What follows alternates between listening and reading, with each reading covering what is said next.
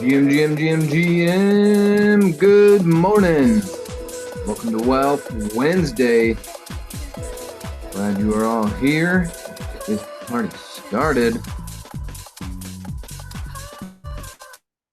Funky baseline. Awesome. All right. That's fantastic. Okay, great news. Got the update to the main page.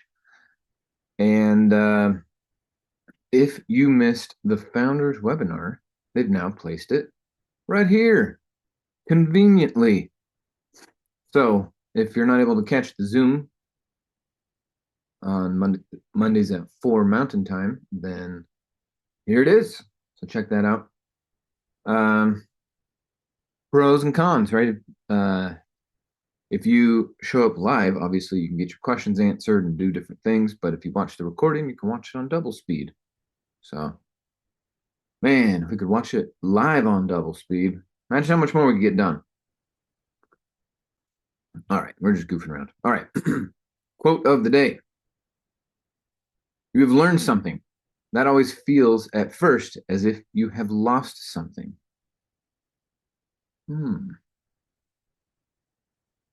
Some deep preponderance early in the morning. You have learned something. That always feels at first as if you have lost something.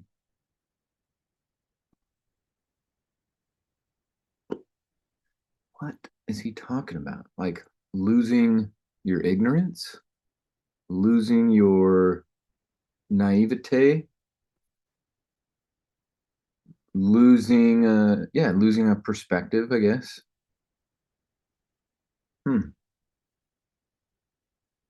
What an interesting take. All right, thanks, H.G. Wells. Learn something that always feels at first as if you have lost something. Has anyone heard this quote before? It's an interesting quote.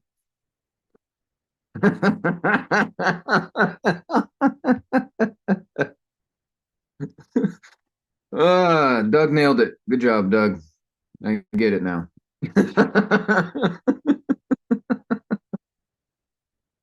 See, Doug, that's what I like about you. Sharp as a whip. Sorry, Michael. Couldn't resist. You know what, though? When you're living a life by design, you can say and do whatever you want as long as it's honest and ethical. And that was honest and ethical. I get it. You're funny. I like it. Oh, okay. Top 10 ICMs this week. Mitch and Maylee crushing it. I got to get their totals for November, but it's something over 50K, which is amazing because that used to be 2.5 years of my old job. They're doing it in a month. Of course, I've had 50K months too. Gotta go look. What is my month? You know, something, guys. There's something to look forward to in your evolution as a marketer and a real estate investor. You're brand new to this thing. Is the multiple sources of income, right? When I first got started, Renatus was my only income. Then I threw a little bit of real estate on the side, just a little bit, just enough, right, to get my feet wet, but kept on the marketing. But now I got multiple streams of income between short-term rentals, different online programs, the Renatus program, other various deals that we're doing. Sworn to secrecy on a few of them, so I can't tell you too much. But yeah, multiple sources of income. So stick with it. Stick with it, and you'll have more money than you need. Number 2, Mike and Bree out of the Lehigh team. Well done, guys. Number 3, Richard Stock. Number 4, John Chavis. Well done. Janine Besson, number 5. Leslie Wan, number 6. Michelle Torres, number 7. Well done. Kendall Stock. Can't forget about him. He's in the number 8 spot. Coulter Hansen is in number 9. And number 10, Alfredo. Well done, sir. Seen orders go in before, but haven't seen you on the top 10. Congratulations. It's a beautiful thing to see. People are making their lives. They're not just waiting for a handout. So congrats to all of you.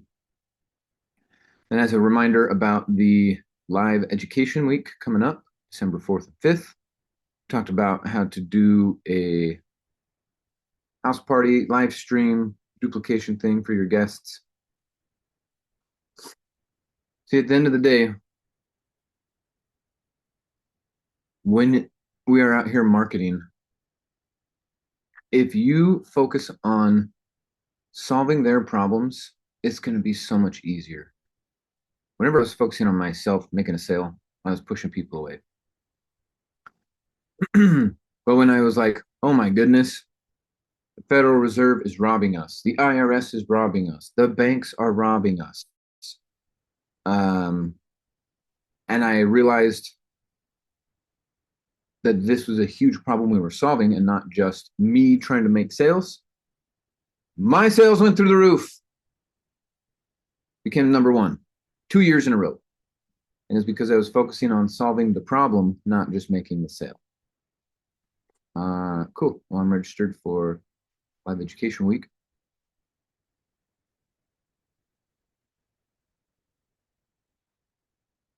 Awesome.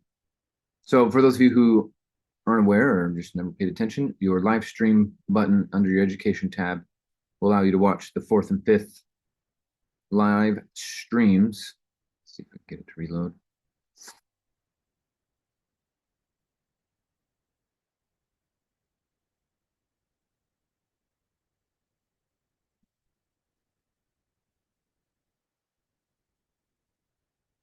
Cool. Okay, it's working.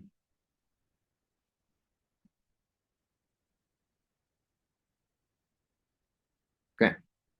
Excelente.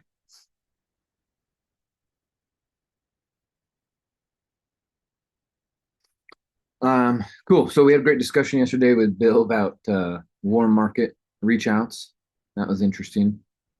And getting ready for our Thanksgiving parties, and just wanted to put it out there about most people right now, because of news and internet stuff, think that the world is over. The world is collapsing. The robots are taking over. It's impossible to do anything. And there's so much negativity out there that people live in fear. 95% of people are living in fear as their base reality. And so when you're going out, meeting people, having fun, living your best life ever, because we have a sense of a bright future, we're actually more attractive without even saying anything, because we know that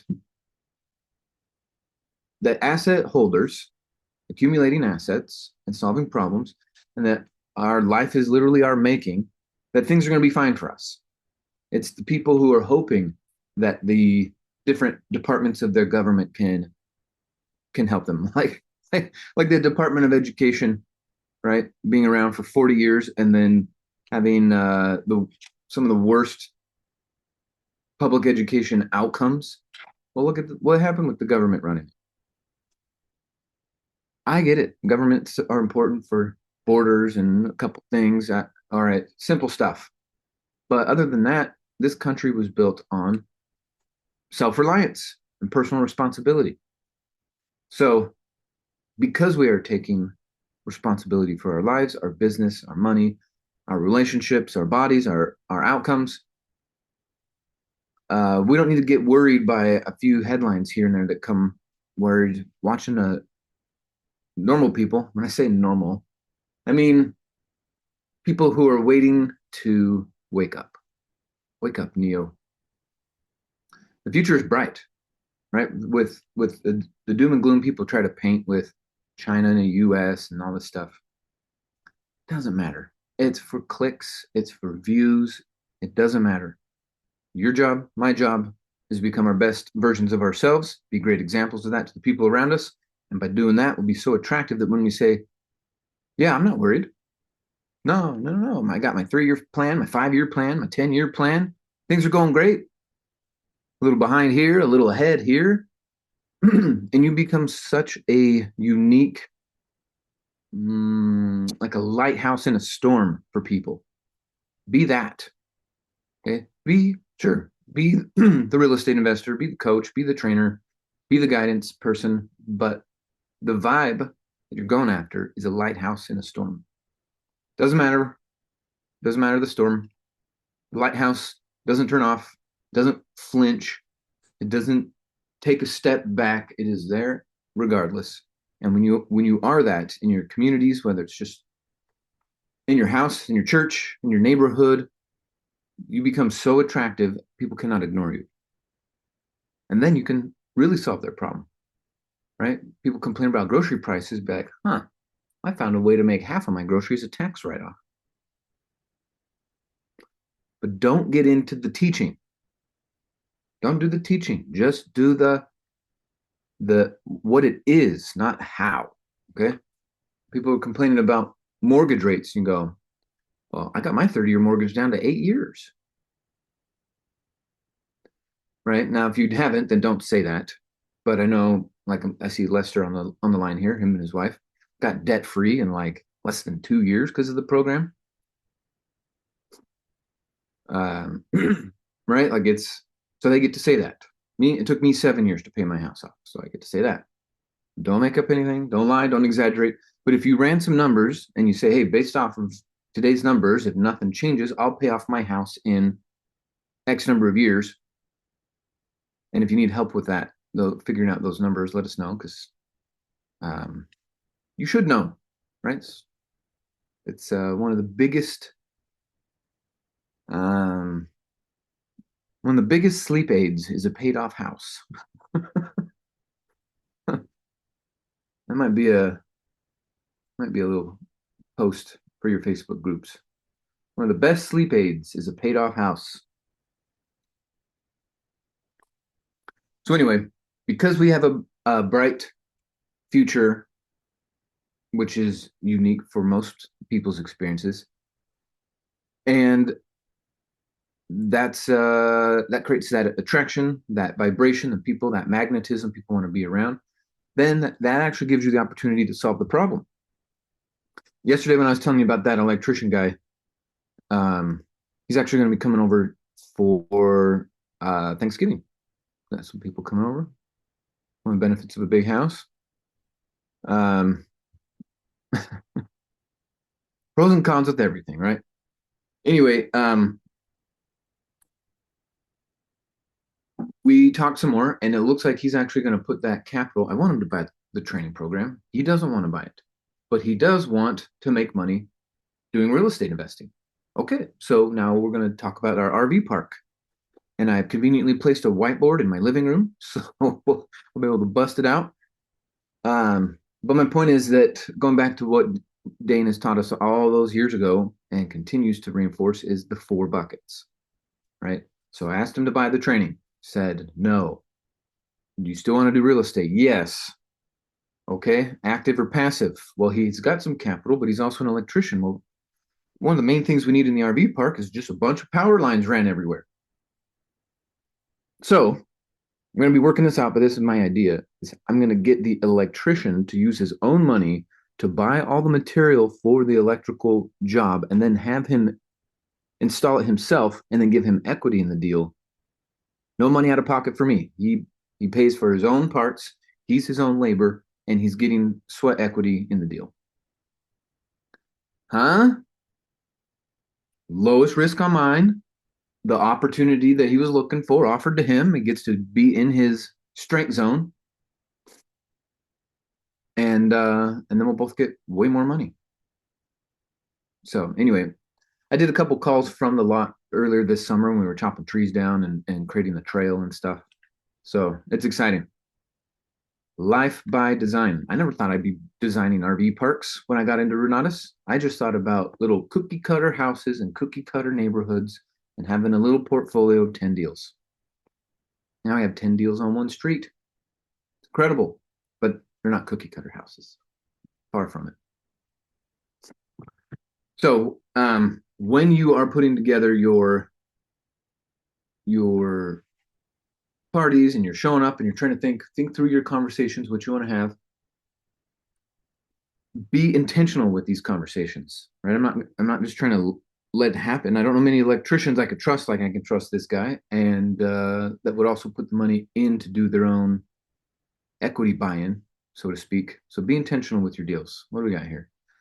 As wealthy people who helped fund the government in the beginning of this great country. There we go. Mega mind. And leave it open for you to buy back his shares. Ooh, good point. Good point, Doug. So I'll get some numbers into some spreadsheets and show you guys a little bit more later as we get closer to this. But yeah, the good news is land is paid for, paid it off. So it's a debt-free deal, and maybe we can keep it that way with equity partners. Anyway, solving problems, putting together deals, thinking outside the box, trying not to use banks. You don't have to. Awesome. All right, let's do this real quick. We're going to go over the self-confidence formula. Has anyone memorized this yet?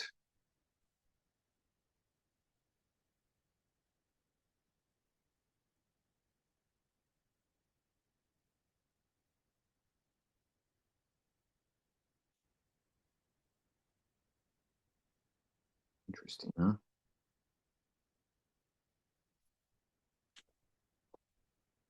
All right, well, maybe none of you struggle with self-confidence and it's just me, so I'll be doing this practice myself. All right, self-confidence formula. Number one, first, I know I have the ability to achieve the object of my definite purpose in life. Therefore, I demand of myself persistent, continuous action towards its attainment, and I here now promise to render such action. And that first one is so powerful. How, have you ever promised to render such action? A persistent, continuous action? This is incredible. Second, I understand that the dominating thoughts of my mind will eventually reproduce themselves in outward physical action and gradually transform themselves into physical reality. Therefore, I will concentrate my thoughts for 30 minutes daily upon the task of thinking of the person I intend to become, thereby creating in my mind a clear mental picture of that person. That's what I'm talking about, being intentional with your conversations. If all it took was 30 minutes a day to have your best life ever, by design, every detail, worth it. Third, I know through the principle of autosuggestion, any desire that I persistently hold in my mind, second after second after second, which is why we got to have vision boards, dream boards, hang around the right people, consume the right content, because it needs to be persistently held in my mind, will eventually seek some expression through some practical means of attaining the object or position I desire. Therefore, I will devote 10 minutes daily to demanding of myself the development of self-confidence. Here we are. Fourth, I've clearly written down a description of my definite chief aim, and I will always work until I develop sufficient self-confidence for its attainment. Don't skip that step. And if you're struggling with your definite chief aim, consider putting a giant wrapper of everyone's well-being. And from that perspective, I think you'll be able to dial it in a lot easier. Fifth, I fully realize that wealth or position can long endure when built upon truth and justice. I will only engage in transactions that benefit all whom it affects. I will succeed by attracting to myself the forces I wish to use and the cooperation of other people. Teamwork makes the dream work, right? I will induce others to serve me because of my willingness to serve them. I've eliminated hatred, envy, jealousy, selfishness, and cynicism, and I've developed a love for all of humanity. For I know that a positive attitude towards others will always bring me success. I will cause others to believe in me because I believe in them and in myself. I'll sign my name to this formula, commit it to memory, and repeat it aloud once a day with full faith that will gradually influence my thoughts and actions, so I'll become a self-reliant and successful person. GM. Sweet. That's what we're here to do, life by design. So welcome to Wealth Wednesday, everybody. Glad you're all here. let's jump into it. Boom, there we go. Okay. So if this is your first time coming to Wealth Wednesday, welcome. Do not skip these. Incredibly important. We don't skip them either. Rarely is there a holiday on a Wednesday, so we're pretty much doing Wealth Wednesdays every week. And those of you who've joined over and over, you've seen the evolution of the deals, the negotiating, the numbers, the framework for thinking about your deals. That's an incredible transition for a lot of people. And the guy who's here today to help us with that thinking, that action, running the numbers, lowering our risk, getting what we want out of life is Mr. Daine Clark. Now, of course, he can only be an example. He can't do it for you. So that's one thing I love about him. He is a fantastic example of hard work, focus, developing self-confidence, doing the thing that's necessary, saying no to the things that are unnecessary, and keeping his eyes on the prize. Honest and ethical real estate is the name of the game. And when he first got started, his goal was to do 10 deals total. And now he's absolutely smashed, destroyed, pulverized that dream into, well, sometimes 10 deals in a month. Very proud of him, very excited, very grateful for his contributions to the community, as well as a great example of honest, ethical real estate, making massive amounts of money, backing up the dump truck, scooping it all up, and solving problems all along the way. What a great example. So get your questions ready, open your mind, take some notes. Now let's give a big warm welcome to the man of the hour, Mr. Daine Clark. Good GM. morning, everybody. I hope you had a great week. Good morning, good Happy morning. Thanksgiving tomorrow. Yeah, buddy. See family and friends and loved ones and people, humans. Are you going to Morgan? We're going to Highland. This is a Page family year. Every other Oh, year we cool. go Clark's and then we go Merrill's. Nice. Well, So that'd be super great. stoked. So I know you do some deals with your family. Do you do any deals with Paige's family? Let's see. No. And I better be careful with what I say, but because this is on the internet. But one of Paige's family members is actually a realtor and has been for as long as I've known her. So, at least 10, 15 years. Um, so in fact, probably longer. Um, but yeah, I mean, Paige is like the youngest child by 15 years. Like there's her next sibling is 15 years older than her, and then the other one is 17 years older or 17 or 18 years older than Paige. And so it's really funny, but we're kind of looked at as the babies of the family, if that Hmm. makes sense. Yep. And so, what do they call that? You're never a prophet in your own land. Like I see that in her family, but I'm just like, you know what? It's fine. Like I Yes. throw I throw lines out. I throw fishing lines out anytime. I robbed the cradle. Yeah, if I understand what that means. I mean, Paige and I are like 2 years apart, but um, but yeah, she's like the baby. In fact, Paige is older. Paige is the same age as her nieces and nephews. Like she's closer in age to her nieces and nephews than she is her brother and sister. Um, but yeah, so I throw lines out. I throw fishing lines or bait out every once in a while, talking real estate, and obviously like they've come and seen our place up here and the what I call the man cave and it's funny like they never bite. And so I'm just like, whatever. It's funny though Yeah. because her brother-in-law, like he loves talking real estate and he'll talk to me about this kind of stuff all the time. But it's Nice. just it's just not, he's not into it. But anyway, my favorite uncle is 2 years older than me. Oh yeah.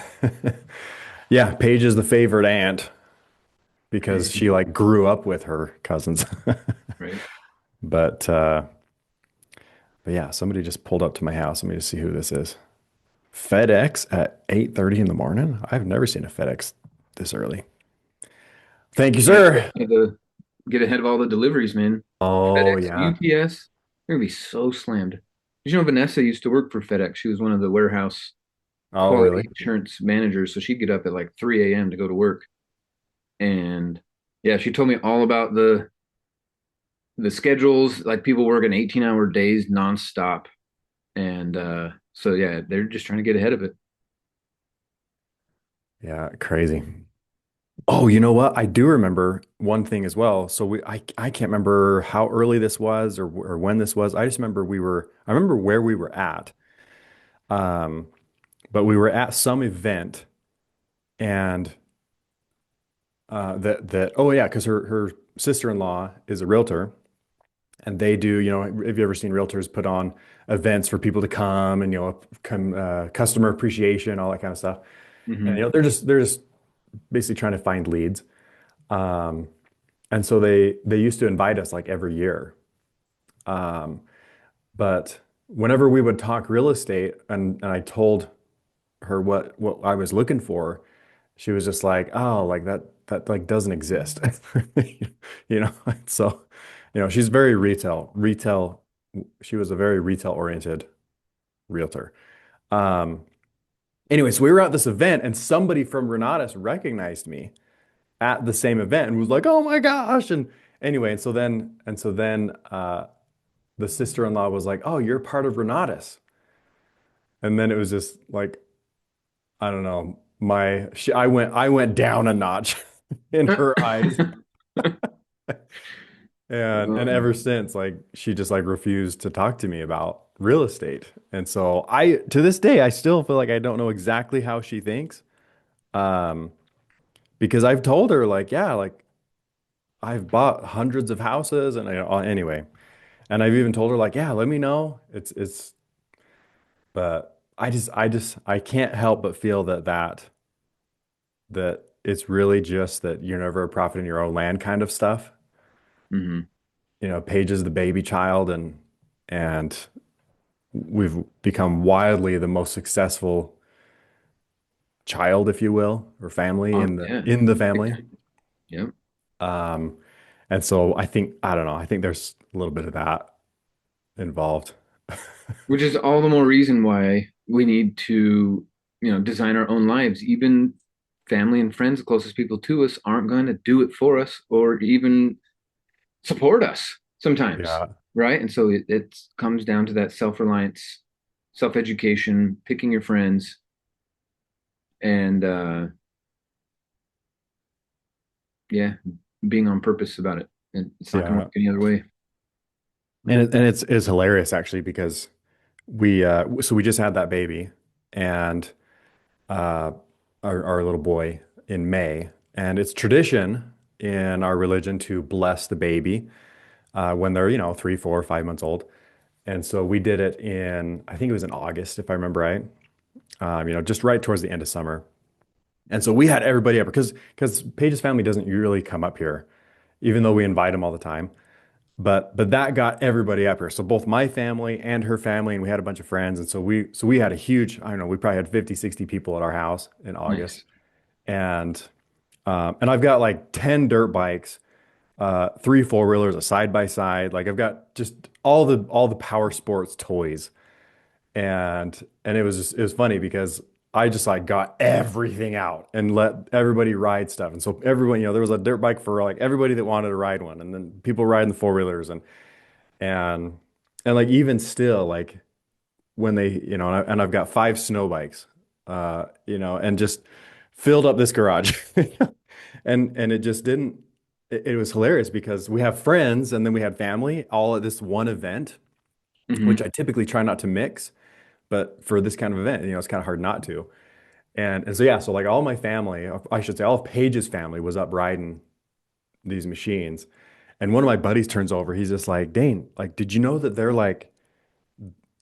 like they like raided your garage and just like took it. And I was like, no worries at all. He was just like blown away that I'm just like letting people, at your will. But even then, like I said, it never like produced like Dane, what do you do? Any like, none of that stuff. I was just like and so I mean they obviously have to talk to each other Yeah. and and it makes me wonder, again, this is just hearsay or this is a mind read or whatever you're gonna call it. But it makes me wonder if like they associated Renatus, the MLM side or the marketing side, and but so many people think MLM. And so I wonder if like the behind the scenes, they're just like, oh yeah, Dane's part of an MLM or very successful in an MLM or something like that. I don't know. Because nobody has even like asked, and we've Like, got how this do you get quarter a million new dollar car? RV, quarter Yeah. million dollar RV sitting in the garage, with all these dirt bikes and just toys, paid cash for everything, and doesn't even pose like what do you do, Dane? Question. Right. So one Uh, of the lessons, I guess, in here is don't be successful to rescue your family's perspective because that yeah, won't work. it won't. Yeah. I mean, my mom bought her first house last year, and I've been telling her for 15 years, right? She's got her education, and it's still, she's just like, nah, maybe, maybe not. Yeah. Hasn't watched it. Right? She'd watch it and went and bought a house. And like, guys, but yeah, that's the thing is you have to do it for you. Be a good example to your family, but don't expect anything from them to change based off of what you've done. Yeah. But even on my side of the family. So my dad bought his combo. I mean, he saw it. He saw what I was doing. And he was just like, Dane, what are you doing? And so he kind of knew. And so he bought, there was in fact, it was like Christmas Eve, if I remember right. And he called me up and he's like, and this is actually when we were doing the big London challenge. And so I think he saw me just working extra hard. And he calls me up on Christmas Eve and he goes, all right, I'm in, and he's like, pull up the thing. I'm putting my credit card in, like I'm buying a combo. And so, I mean, didn't know what a combo was, but he's like, I'm buying the thing. And, and I've done dozens of deals with my dad, but even my siblings, like my older brother, like, dude, he cannot, he cannot give me, uh, I don't know, props, Credit, whatever. credit where credit is due. Yeah, he can't give credit where credit is due. Like he just, would always make, he's like, oh yeah, he's like, oh, what kind of returns you making in real estate? Like he'll talk real estate, but it's usually to like prove that he's better or something like that. And he's like, oh, what kind of Like, returns you if getting? I annualize it, I'm making a 400,000% return. Yeah, but usually I'll be like, oh yeah, like I'm doing a 30% cash on cash, or if I really like, overall, like a lot of these deals, I'm doing 40% cash on cash. And he's like, oh man, because he bought a FedEx business that just exploded. Yeah, not even his, because FedEx, like when you own a FedEx business, you're just a contractor. You're like a glorified contractor. You Yeah. don't do any sales. No. Like FedEx just tells you, oh, you own this zip code. I think is how they do it. You own this zip Routes. code. Oh, Yep. your zip code is now producing more income because people are ordering online more, especially after 2020. And so he was like trying to be like, oh yeah, like my business rate of return, I bought it for this much and the income goes up this much every year and now I can sell my route because I get, routes are almost like real estate in FedEx. And so he's like, yeah, I could sell my route for, 150% what I paid for. He's like, so my return is like 1,000% return, comparing it to my real estate returns. And I just sit there and smile, because in Right. the reality, like, yeah, like sure, let's say I'm making a 40% return. But I sit here and do this to make a 40% return and then check the phone like, oh, did everybody pay? Yep, we're good to go. And he has like 1,000 moving parts. He owns all these trucks. And in fact, he has to own like 1.5 trucks per route because he'll have one go down and it's sitting in the shop doing nothing. And so he has to own all these extra trucks so that half of them are in the shop, half of them are out working or whatever. And it's just like you have 1,000 moving parts to make your dollar, and I've got one. As the bank. Obviously, if you're a landlord, you've got 100 moving parts or whatever. But yeah, like just those are the extent of my conversations with my older brother. My younger brother just like doesn't want to talk about it, period, at all, nothing, zilch. And my baby sister, same thing. She's like, doesn't really want to talk about it at all. But yeah, my dad done a bunch of deals with him, helped him pull away from his day job, started his own business, and sold his own business this year for like $5 million or something like that, $4 million. Like the company that I was working for, I worked for with my dad, and he had worked for that company. I mean, a lot of people thought he owned it. So many people thought he owned that company, or at least had ownership in it. He never did. He just ran it as if it was his own, helped him grow that to millions upon millions, and then got kicked out at age 69 and a half from his own, from the company he basically started, but didn't have any ownership in it for 30 years. And anyways, he got kicked out at 69 and a half. And then he was like, I don't know what else to do. I don't have a retirement. And so at 69 and a half, my dad started a roofing company because he'd been roofing for 30 some odd years and was a multi-millionaire within a year and a half. I'm talking like revenuing $1 million or more within 18 months, and did that for the next five. Let's see, he just turned 70.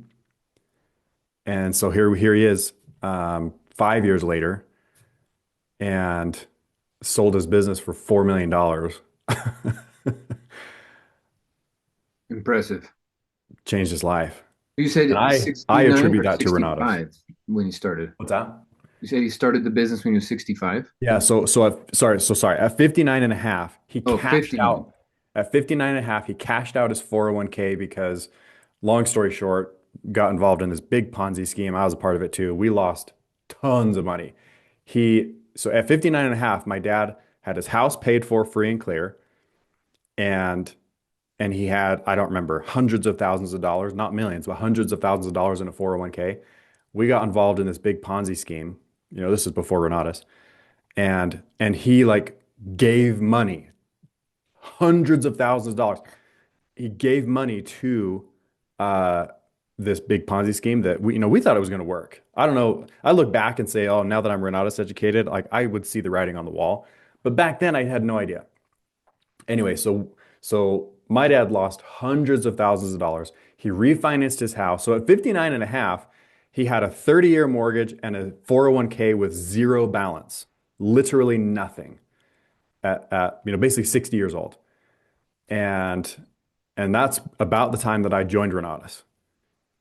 And he was about 60 when I joined Renatus. So within 3 to 5 years, and he saw me doing stuff, he was like, I'm out of here.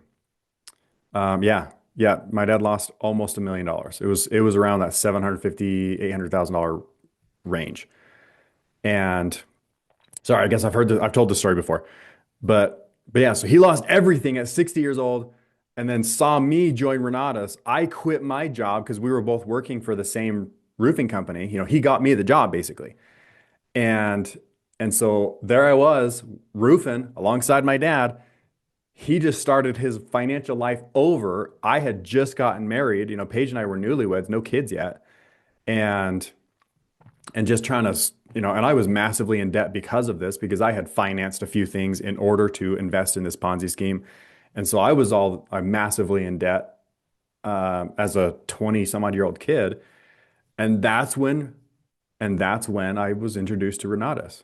So I was massively in debt. My dad was too. I learned about Renatus and was like, no thanks. This is not for me. I've been there, done that. I just lost, tens of thousands. I lost twice as much money as Renatus costs, or 3 times as much money as Renatus costs. no thanks. I'm not, another 20 some odd thousand dollars. Nah, I'm not doing it. So I like hightail it for the back door and leave. And it wasn't until 1 year later, Paige was pregnant with our first kid. So we were about to be first time parents. Never done that before. And Paige is like, oh, by the way, I'm quitting as soon as I have the baby and staying home and you're going to figure it out, in a nice way. And that's when I was like, oh man, somebody was talking to me about real estate. And that's when I call Mitch back and say, all right, I'm in. Tell me more about real estate. Let's go. And the rest is history. In fact, that was 10 years ago today, not today, last week. 10 years ago Nice. last week was when I paid for my Renatus combo. And I was still massively in debt from the previous thing, that, failed Ponzi scheme. I shouldn't say a failed Ponzi scheme, but the Ponzi scheme that came crashing down. And she's like in federal prison somewhere. The gal that Oof. started it all. Ugh. And yeah, so I joined Renatus. My dad and I start marketing and doing real estate deals. And I tell my dad I'm quitting, and he's like, "What? Like you're quitting roofing? Because roofing's good money. It's like the golden handcuffs." And I was like, "Yeah, yeah, I'm quitting roofing. I'm gonna chase this dream. I'm gonna do real estate." And that planted a seed in his mind. And then at 65 years old, I think it was, 60, yeah, 65, 66, was when he got kicked out of the roofing company because he's just getting too old. He's not willing to latch on to technology or whatever. The company was, hiring all these newbies that are just relying on so much technology. And my dad's like, no, technology cannot keep up with the human mind. Yeah, I remember I remember handing Mitch my credit cards and said, "This better friggin' work, Mitch." Because I'm already massively in debt from the last failed thing, and I got a kid on the way in 3 months. We're gonna be new parents, first time parents in 3 months, and so this better freaking work. I remember telling him that. And anyway, so my dad gets forced out of his day job, and at that time had nothing to show for it because of the big Ponzi scheme thing. 30-year mortgage on his house and zero 401k. In fact, I think he said that he built up the 401k back up to like 50 grand by that time. Because it took a few years, and a few years later, he was at, 65, 60 years old, he's zero. Now he's at like 50,000 in his 401k. So he's like, I have no choice. And he's like, I don't know anything else but roofing because that's all I've poured his life in, it's all he's poured his life into for 35 some odd years. So he started a roofing business. And I think because of his mindset, like he basically treated that company as if he owned it. In fact, like I said, so many people thought that he did own it because of how he treated that company. That overnight, people would call that company and be like, "Where's Perry?" My dad's name is Perry. People would be like, "Where's Perry?" And they'd be like, "Oh yeah, obviously they weren't going to tell the real story, but they weren't like, "Oh, we kicked him out." Like, no, he retired.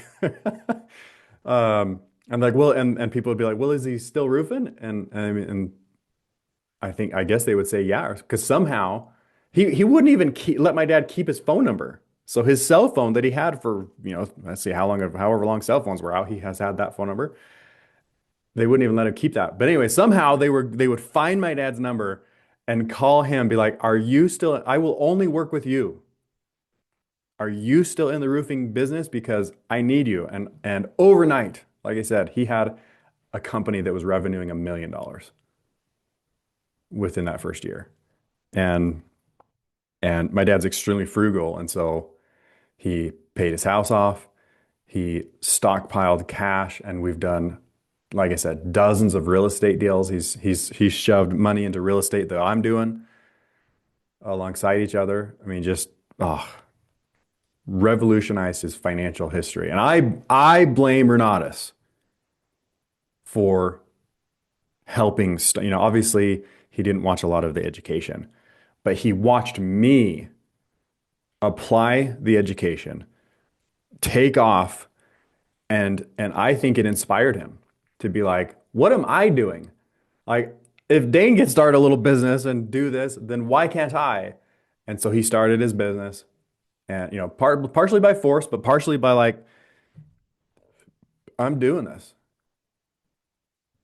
because he watched me, because I talk to my dad all the time, and yeah, here he is, sold his company, sitting on millions of dollars, free and clear house again. He doesn't have anything in the 401k, but he doesn't care. He doesn't want it. He's got real estate income. Right. You could see the truth now. Yeah, and he's heard me talk about seller financing for all these years, and so he seller financed portion of his business. Like he made sure he got enough cash to say, you know what, if he doesn't pay me one dime in the seller financing, then oh well. But because he cashed out all that, I can't remember 2 million or 2.5 million in cash, and the rest of it is on seller financing. And so he's like, yeah, if they don't pay me one more dime of seller financing, he's like, I'm good. But he'll make another several million dollars. I shouldn't say several, a couple million dollars on the seller financing over the next few years as well. And so, thank you, Renatus. Yeah, big time. And, that just goes to show you get both sides of the thing. So don't put your entire family in one bucket, right? Yeah. Some of them are absolutely going to work by your side hand in hand. And others, like Mehelani's little story in here, are just going to make fun of you and put you down the whole time. You're going to get both. And be open, stay positive. Remember the self-confidence formula, and that your life is your making. Oh yeah. Yeah. Crazy. Like I should not have joined Renatus. Like any logical thinker would be like, oh yeah, like you lost three times the amount of money you paid for Renatus in not exactly the same thing, but it rhymed. The thing that I lost all that money, it rhymed with Renatus in a way. And so was climbing out of that, had a baby, we were going to be first time parents in 3 months. Like I shouldn't have done this.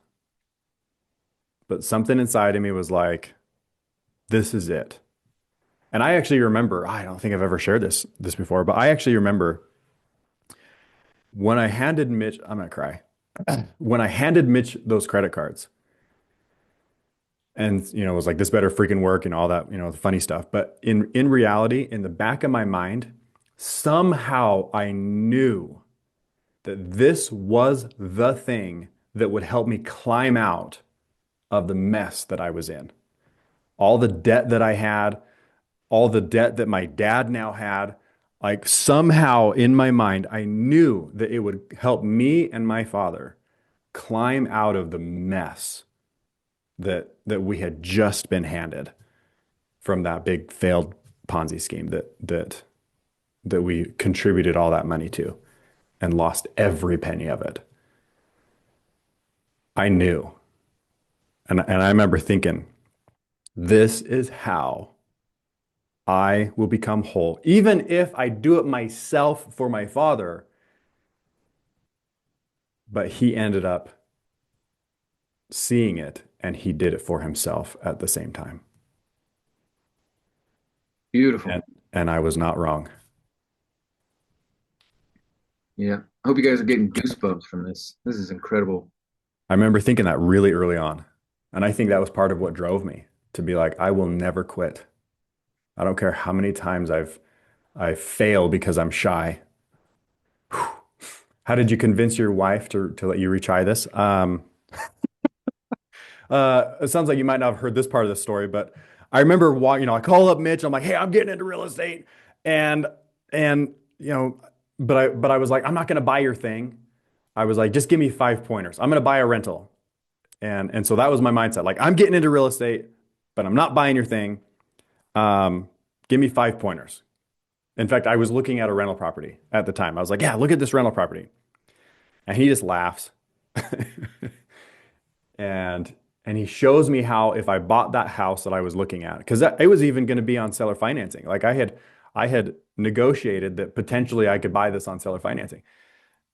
And Mitch helped me run the numbers and show me that I was going to lose money. I was going to lose money like ridiculously if I had bought that house. And so then I was like, okay, show me your thing.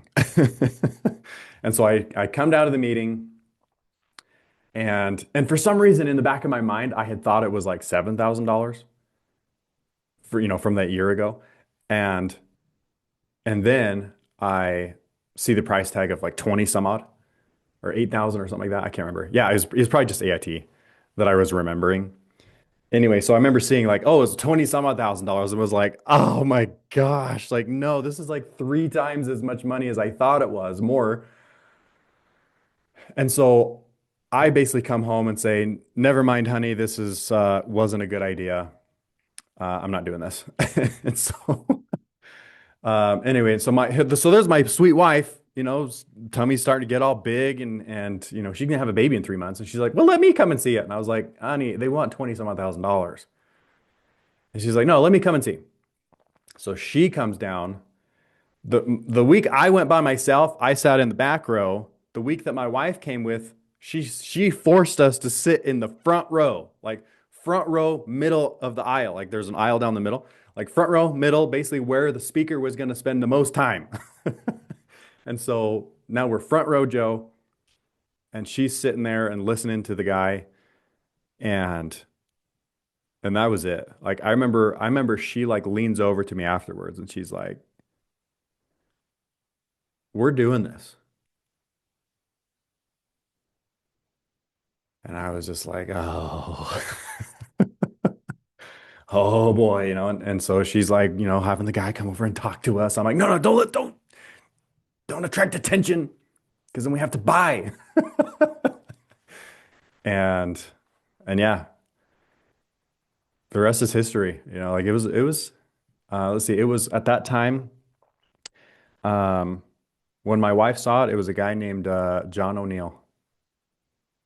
Because Mitch wasn't presenting. I was like Mitch's second sale. As a 5-star, I was Mitch's second sale. So that would have been his fourth sale total. And yeah, so it was You were his qualification sale, yeah. Daine. No, like I still Mitch is my 5, or he was my 5-star at the time. And so yeah, um I was like his first $10,000 check, put it that way. Oh, okay. Okay. First So or you're his second. third one at that Yeah. time. Hmm. And yeah, crazy. More reasons to encourage your guests to sit on the front row. Yeah. Yeah, because the first time I sat on the back row and it was done, and I was like, gone. But no, my sweet wife, she drugged me along and she saw the information and was like, yep, we're doing this. And it was funny because I was like, well, we're doing it together, right? Because I was super shy. I was like, in my mind, I was like, okay, if we do this, like she's gonna be the talker and I'll be the worker. And that was, and she was like, yeah, yeah, yeah, yeah, yeah. And then she had the baby and she's like, oh no, no, this is your thing. And so I had to suck it up and figure it out. And it's funny because she's like, yeah, yeah, I knew I was gonna do that. I didn't know. I didn't want to talk to people. I just wanted to work hard and had to learn how to talk to people. So bless my wife's heart. In fact, this is making me I got to go tell her that, hey, honey, this is our 10-year anniversary of this story, basically. That that she looped me into this. It's her fault. All her fault. She inspired you. She supported you. It's all her fault. Yeah. It's like Scott and Nancy. Nancy actually drags, Scott. Oh, really? Yeah. There you go. Nancy saw the meeting first. Yeah. Yeah. Yeah, I gotta find out a way so this thing, because like I said, this Thanksgiving, this is giving me ammo. I gotta find a way to be like, yeah, like I started doing real estate 10 years ago, like this month. I'm Yeah. gonna try and loop that in somehow, see if I can get some puppy dog head tilt.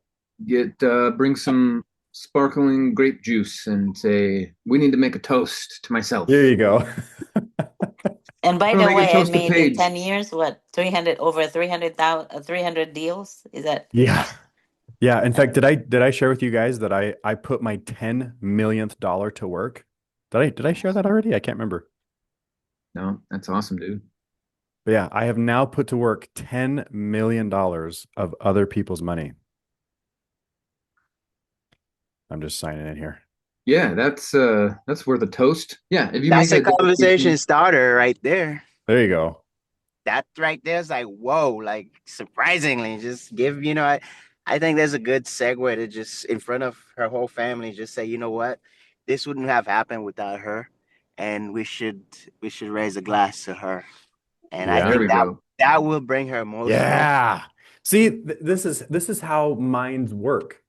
Like even somebody that's expected to be like, yeah, let me just like impart of my knowledge and stories with you guys.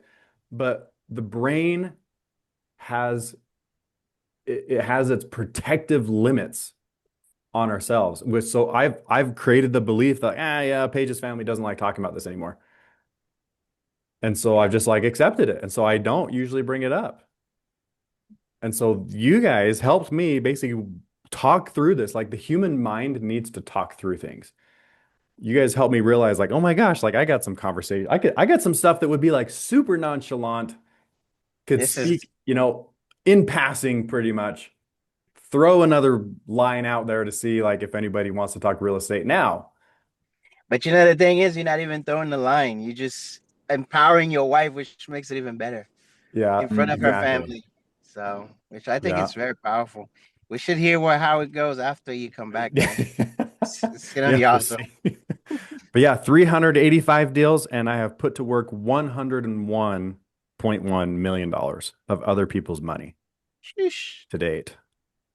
100? You said 10. Yeah, you said 10. So it's 100 over 100 million? 100 million.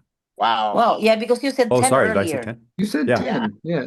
Oh, sorry. I forgot to add my zero. Yeah, you did. That's a big 100 difference, Dane. million of other That's a people's money. milestone. That is incredible. Mm. He was just trying to be modest and conservative. Right. Yeah. Congratulations. That is awesome. That is Crazy. so much to be grateful for Thanksgiving, Dane. Yeah. Dude, if you had that Brinks truck bring you $100 million and dumped it in your man cave, I wonder how much bills that would be. Oh my gosh. Yeah. Well, if it doesn't tilt any of the heads, at the dinner table or like the Thanksgiving, I don't know what will. I know. Yeah. Yeah, gotta, That's just like I always teach, like look for that opening in the defense. Like I gotta find that avenue to be like, oh my gosh, yeah, hit a milestone. Yeah. Yeah. And I'll probably just do it like that. Like, oh yeah, I just hit a milestone.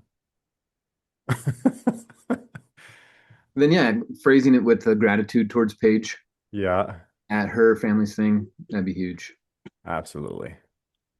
Absolutely. I think a good intro would be like, did you guys know I wouldn't have done $100 million worth of deals if it wasn't for Paige? Like, Oh yeah. could you imagine? Like, if she didn't drag me down this meeting and make me sit in the first row, like, wow, it's crazy. You can even see you Yeah. might be burning your head, from like doing all that roof. Yeah. I'd probably be bald, Yeah. at least on the back of my head. It hits the sun. Crazy. So crazy. Yeah. Lots to be grateful for. And this is one reason why we keep marketing, folks, because Mitch didn't know what would happen to Dane's life, Oh, heavens no. right? He was just trying to do his best and follow the training. Yeah. Yeah, and not like in a not like in a bad way. He was just trying to make a dollar. Like that early on, like he's probably had his own combo to pay off. And actually no, I guess he was there for a year. So never mind. But in many Well, yeah, cases, that because if early. because if at that time they had to make a sale and you would only make $500 a piece. So he made like for the first two, he made like 1,000, Yeah. and then you got 10. So by the time he got you, it's 11,000. So he can still use that. So it's not his education still wasn't paid for. Yeah. So Crazy. the fourth one, if it was a cast, then that would pay it off. Yeah. Yeah. Yeah. So I was Mhm. one of Mitch's first $10,000 checks. I Yeah. remember that. But yeah, Laura says, how did you meet Mitch? So me, Mitch, and my wife all worked at the Apple store. 15 years ago, 14 years ago. So that's how I knew Mitch. So Paige knew Mitch as well, my wife, because they worked at, in fact, Mitch and my wife actually knew each other probably better because they worked in the same zone or whatever you would call that. They worked in the same department. I was in the back counting items. I was inventory. I opened boxes. Like I had a tape, what do they call that? I had a tape cutter like tethered to my belt because I would just open boxes of computers and iPhones and stack them and count them and make sure that our computer said that we had as many as we counted. And like that was my job. I worked in the back. I didn't talk to people. I just counted inventory. And Mitch and Paige worked out in front and knew each other. But yeah, so that's how I met Mitch. That's a great story, Dane. From talking to all kinds of iPhone boxes to Yeah. $100 million worth of real estate. Yeah, I didn't talk to iPhones. I talked to iPhone boxes. Yeah, that's what I'm saying. Exactly. iPhone boxes. That's what. Yeah, the iPhones weren't on. Siri not activated. No, that's why you were talking to boxes. Exactly. Pat says, how many deals? I have now bought over 385 houses Wow. or commercial properties or whatever. That is awesome. 385 properties. And you've been in the game with us for 520 weeks. Okay. So we're approaching the 1 a week mark. Yeah. Catching And up. on a stream of a decade too, because you had to ramp up, first couple of years you had to ramp it up. Year one was like 1 deal. Year 2 was maybe 2 deals, so up to 3 deals total. And yeah, it's only been like 5 years in a row that I've averaged over a deal a week. In fact, this year we hit it really fast. This year I've already done like almost 50 to 60, 55 to 60 deals. This has been a busy year. And now you have a pig farm, you have a chicken farm, you have a cow farm. Yeah, in fact, last night I just built the coolest chicken coop. Sorry, I'm gonna derail here for a second. Because chickens poop a lot, especially when they sleep. And so you need poop management when you have chickens. And so I just built the sweetest automated chicken coop. It's got solar panels that automatically opens and closes the door at a certain time of day. Has lights that are activated, after it goes dark because, chickens are weird and they don't like to go inside. And so you got to train them to come inside. And they lay the egg and the egg rolls down. So it keeps it really clean. And I've got poop management up the wazoo. It's awesome. So simple, so easy. I designed it so that there's you're gonna like have to show it, Dane. You gotta show it, I'll have Dane. to. I'm just here laughing Go because show I'm it, Dane, watching. to us. Go show it. I'm watching how excited Daine is about chicken coop. I know. That's what No, I'm not excited. I'm poop excited management. hearing from him because we have that in the Philippines too. And my brother's like, oh, look at all this thing. I was like, yeah, I know Dane has this automated thing. So Yeah. yeah. I think I'm gonna name it. In fact, so last night, Paige and I were joking that we're like, what should we call it? What should we call it? And she goes, the Bird Khalifa. Burj Khalifa. That's like, I was like, like not everybody knows what the Burj Khalifa is. And so I was like, what about Buckingham Palace? English.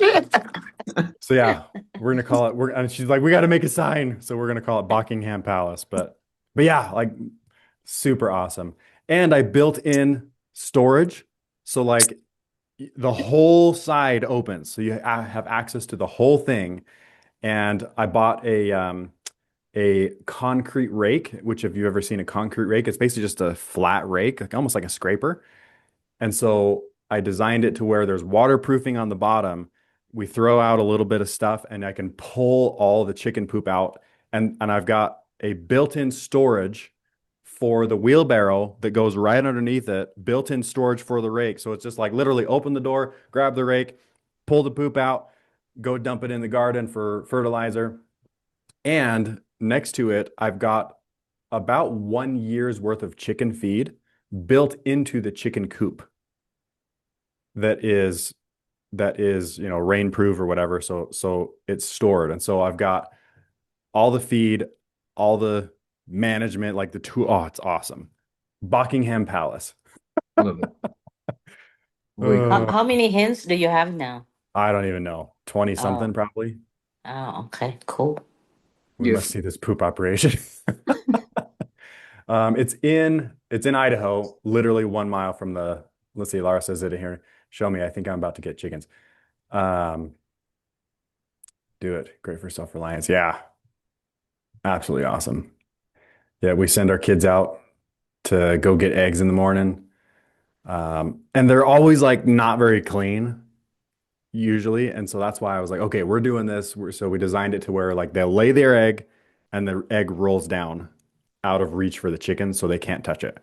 And man, they are the cleanest eggs I've ever seen. But yeah, we'll have to do like a little training if because I will say that this is like like to do this as your first chicken thing, like It's a unless you're little, ready for a project. it's a little much. Yeah. Yeah, like I'll show you what my beginner phase. That's funny. Yeah, it's funny you're talking about this because we just got upgraded to a new aluminum chicken coop. I've been goofing around with these wood ones I bought off of Craigslist. Some guy was like, I don't use Yeah. it Oh anymore. I yeah. went and got it for a couple bucks, put it on and ran it for years. And just last month, swapped it out for the big metal one, and now we can hold 80 chickens in the metal one. And Nice. got the rollaway thing, and yeah, it's a ton of fun. Yeah. And I designed it so I can pick it up with my forklift. And so, because I've been listening to Michael as much as I can to say, oh yeah, because we just got all the cows and stuff. And so I see so many people where they'll follow the cows with chickens Hmm. to to More poop mess up management. yeah, you got to have poop man. Yeah, if you're gonna have pooping things, you have to have poop management, right? We have toilets. Animals don't do that, so you got to figure something else out to manage that poop. And so yeah, so I can pick it up with my tractor basically and move the thing anywhere I want. And it's awesome because like I built in like the racks and stuff so I can pull the whole ramp off, put the ramp on a rack, pick it up with a pallet or with the pallet forks. Can you And start making your own soil now with the poop? heck, hell yeah. Yeah, I Absolutely. think it'll be In fact, yeah, we rich. did Yeah. we did in the run, we did cedar bark because it's like really thick. And so they'll poop on the cedar bark. Chicken poop dries pretty fast. And then as they walk around, it actually will go down in between all the cedar bark into the bottom. And man, it makes compost gold. And it doesn't smell. Anybody that's been here to my house, my chickens are like 10 feet from the house Nice. Oh because wow. And you don't you poop. don't smell any of that poop, We've got the good poop management. Yeah. So how many cows do you have, Dane? We just moved in like 80 pregnant cows. No way. That many? And they're not Wow. ours. I'm letting the neighbor do it in exchange because I was just like, hey, if I just have the land and the water and you have the cows, what if we put your cows on my property in exchange for like some of the cow? I mean, one cow would feed my family for like over a year, and so some of one of your cows, so we'll load the freezer. Oh Right. wow. And Oh, so so he keeps okay, the so you're moving parts. renting basically, so they're just renting Yeah. your land, Yep. Exactly. sort of. Doing a Ah, trade. okay. And so, yeah, Wow. super stoked. Well, definitely I'm interested because this is, cow is also in our plan to put in that land that we have. So They're cool animals. yeah, we're thinking about like just chicken, pigs, goats, and cow, and yeah, I Wouldn't do the think that goat, those are man. the main ones. Those goats are like escape artists. Yeah. So, Yeah. I used to ride on those, when I was little, when my parents, lived in this little island. And yeah, I used to ride on those and guess I used to, fall so many times because they're fast and you get on their back and they're just, but I was like 5, 6, that that's awesome. Yeah. yeah. No Anyway, one sorry, could have sorry to guessed derail us. that our Wealth Wednesday evolves into these these Yeah. things. Sustainable food stuff and hey, real estate pays for it. That's how I Yeah, get but that's the whole paid theme, for. right? Is the theme is self-reliance, creating a life by design. why isn't your food in your front yard? Yeah, Life by design. absolutely. See, you can put a lot of cows in you where you are, Michael, with that big acreage, you have. Yeah, but mine's all wooded, and Daine is a ranch. Oh, okay. Yeah, Yeah, we've got I have. like small woods Hmm. and a lot of I it's was pasture. actually looking at the Christmas tree business because you can buy a Christmas tree seedling for 10 cents. 8 years later, sell it for $150. What's the ROI on that? I Oh, don't know. yeah. I thought it Decent. was 5. It's 8 years. Well, I guess you should round. If you're in the South, yeah, it's closer to 5 or 6. In the North, you're like Okay. 8 to 10. So Yeah. Yeah, that I've heard about that. It's really a good business because you can put like even like an acre. You can put a lot of Christmas tree apparently. So yeah, Hmm. 1,500 trees per acre. 1,500? Yeah, space them out 8 feet Wow. apart. And, Okay. That's right, because they don't get super big right, within that time. So yeah, you could space them pretty close. So you That's can cut all those big trees and put like Christmas trees. right. But you got to. We have to do it in a way that doesn't create any erosion because as soon as you lose an inch of soil, you've lost 20 years of accumulation. Now, again, that's Mm. the forest making soil. When man is making soil, you can make an inch in 1 to 2 years. So something else to consider too. But yeah, we have a spot that we're fixing the erosion. So when the guys cleared the land to build this house, they didn't think about erosion at all, and it was like just down to clay. Every time it rained, it just turned into a river. And so we've actually mitigated that and built about a foot of soil where that is. It took 5 years being on purpose with it, but um, yeah, maybe we need to make a master class. Maybe that's what we'll do, Dane, next July, August, or whenever we have the summer. Yeah, we should do camp out at Dane's house again. Yeah, that would be amazing. Super fun. Yeah, that would be great. And then you can demonstrate how you make all this, this poop. Poop. But Exactly. that's really important, Dane, because that's my thing Yeah. with my brother. I'm just like, you cannot, have those poop, smelling in there because, he put those chicken on one of our beach properties. It's across Oh, the street though, not the side of the beach, but it's the side of like the forest. But yeah. still, You can smell them. I couldn't really smell, but I just want to Okay. make sure. But it is farther from the house, though. It's Yeah. farther from the beach because it's in the opposite. There's like a road. There's a road in there, and it's the other side of the road. Oh, And perfect. yeah, but I always make sure, it's like, don't do that. Well, he did have a pig in there, and he said, wow, you can really smell the pig. So I said, no, don't do that. So he stopped, the pigs, in there. So we don't have any pigs in there anymore. Nice. So, But Well, yeah, one even our more pigs, like, random fact. If you can smell the poop, it's a nitrogen problem. You have too much nitrogen. So hmm to mitigate that, you need to bring in more carbon. Carbon absorbs it, then no smell. So uh so what do you do to get more carbon? Like wood chips, wood chips? Okay. yeah. Yeah, pine needles, dried Mm-hmm. leaves, anything. It's just you need way more carbon. When we Mm. mow part of the grass, I collect it all and then throw that in with the pigs too. Um, Carbon. Yeah, because there's a lot of coconut, leaves in there, There and you go. And the yeah. husks. Yeah. perfect. But we burned it though. Once it dries, we Don't burn do it. that. Set it aside, man. That's Yeah. pre-soil. Yeah. I should, tell my brother that. Yeah. It's so funny. My kids now know, like, don't throw stuff away. They're like, oh, this is going to turn into plant food. Yeah, buddy. Like, yeah, yeah, feed the grass. Our grass is a carnivore. Feed the grass. You got extra meat or Right. something like that, throw it out in the grass. If the chicken doesn't get it, the grass will eat it. Right. The grass is an We animal that's bury only too, mouth. like our garbage, like, oh, have those stuff, we try to bury them so, the soil would look better and stuff, especially Yeah. close to like where the beach.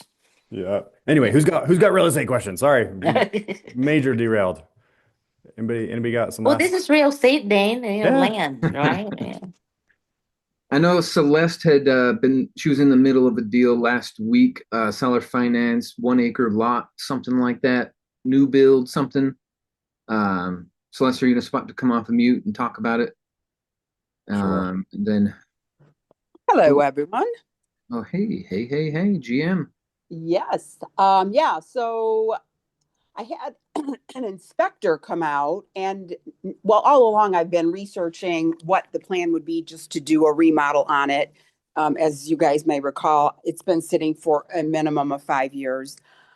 And inspector who was 35 years in and also a mold mitigator came out and said, you may just want to tear this place down, and you don't want to be throwing good money after like bad, because there's been rodents and all sorts of things living in the house that Mm. penetrates the wood and the boards. So that's what he said. So then he suggested talking to a builder. So now that's the next phase of my research, talking to some builders, looking at some different options in that regard. So that is the update at the moment. It's Crazy. amazing how long this has actually taken. And, meanwhile, cold weather is upon us, but I Yeah. know they still build in the winter. But Right. yeah, I mean, it's a process. You just Do you don't want to jump in haphazardly and then be left with a complete mess. Because Yeah. I was looking at it, like, I mean, I knew it would be a big task, but Hmm. um, Have you now talked all to of a sudden Nathan?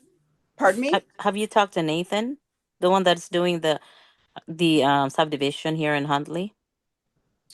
Talk with him Oh, because he does a lot of new construction. oh, thank you. Yeah, I didn't. And what's his last name again? I can't remember. It's hard to Yeah, pronounce. So, yeah, but yeah, yeah, we could, yeah, you could talk. You can call me later, and yeah, we'll find out because he's right over there too. You can go to the project. So, yeah. Celeste, Fantastic. did you buy it or is it still under contract or what's the It's status it's there? still under contract, and the lady's been very patient, and I'm going to extend it like another couple months because I don't have a clearer plan yet. And do I want to wholesale it? I don't know. That's still sort of on the table, what I'm going to actually do. I need just to get, because, all along I've been looking at doing it as a remodel, but now I've got the inspector saying, don't even bother, because the driveway alone is 12,000, potentially a roof is 17,000. What was another major thing? I mean, everything is pretty huge. When it adds up, it's over $200,000 remodel. And at that point, it's kind of like, well, do I just want to like eliminate the house, maybe keep the foundation because that looks pretty solid. There is one crack, and that was due to a tree growing in on the side of the house. And so if I have a builder come out and take a look at the foundation and really get an idea of what does it cost to clear the land, I mean, either way, we're talking about probably a few hundred thousand. So I'm also still in the process of raising capital for the remodel. Sounds like they would, with like 20 to 25% down. I can. I don't have any numbers back. I'm in the process of that with a lender, so everything's really up in the air. Yeah.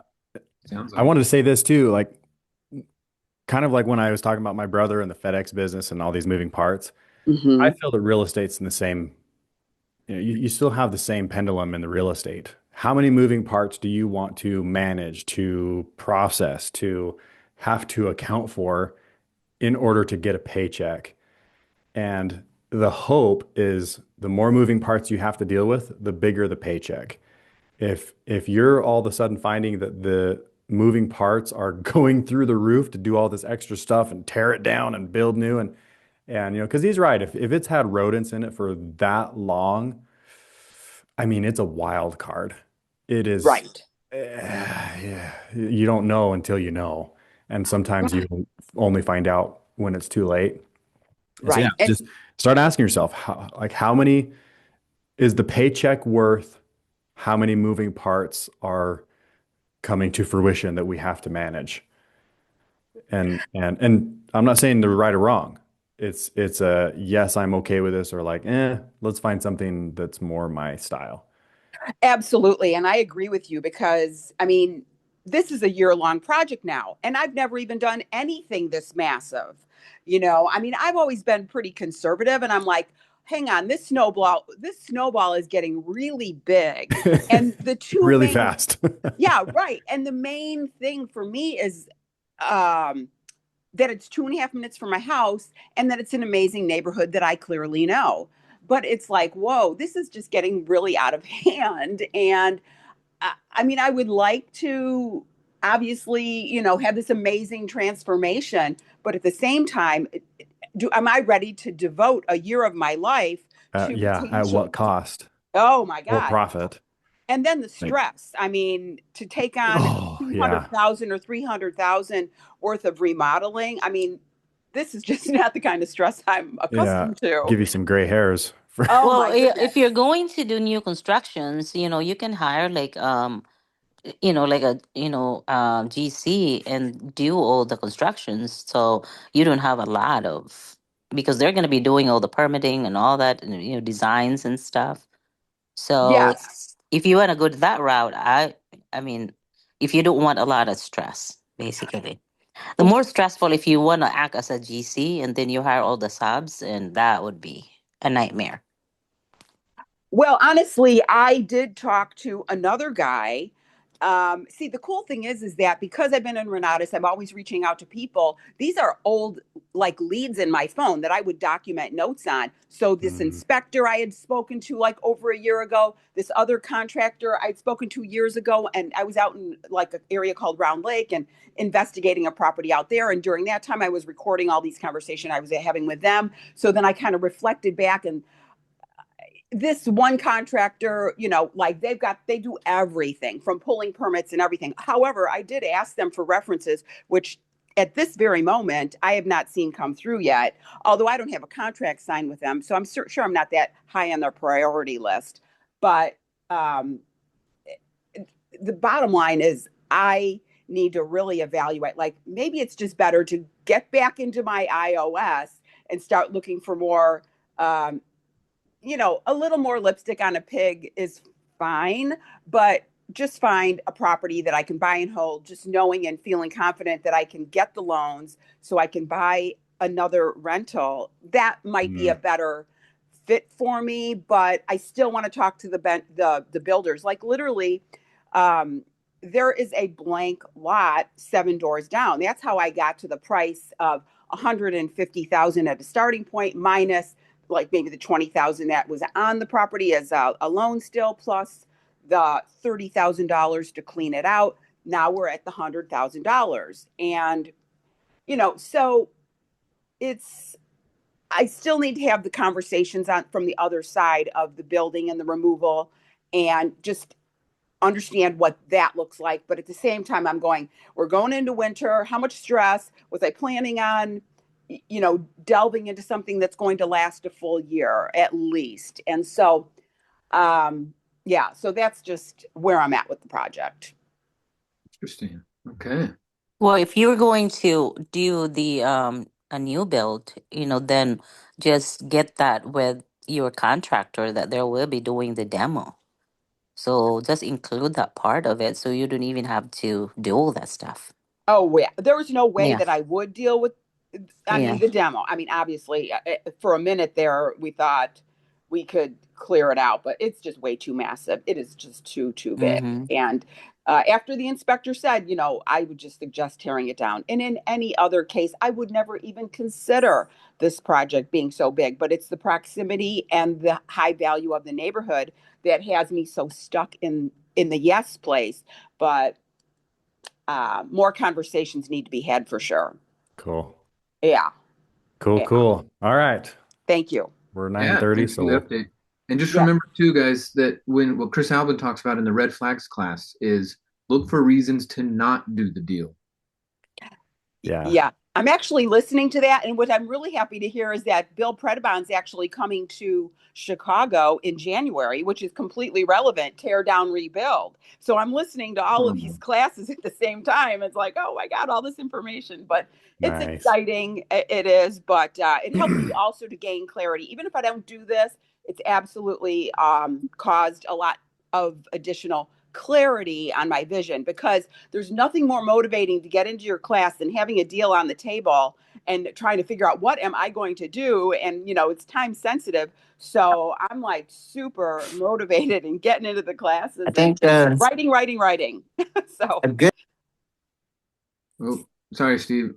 good suggestion would be do like a T charts and do pro cons for why doing it, why not doing it, and then just weigh these two together. Once you put it on paper, it's a lot easier to look at, less emotional, because then it's just staring at you. yeah. Mhm. Yeah, well, I've been definitely putting a lot of everything on paper. In fact, I have a whole briefcase full of paper and notes that I've been constantly writing, whether it's like the bids I'm getting or just the notes and the classes and the ideas, and like these are all the things you would need, just the mental unfoldment, the order of how it would take place. Like I have been a writing fool. It's kind of fun, Good. to say the least. So. Yeah. Anyway, thanks for the inquiry, and I wish you guys all a happy holiday, and thank you so Yeah. much. Happy Thanksgiving, everybody. Happy Take care, and Thanksgiving, everybody. we'll chat at you next week. Hey, Okay, bye bye. love you all. Bye Peace. for now. Mwah. Okay, bye bye. Thank you so much.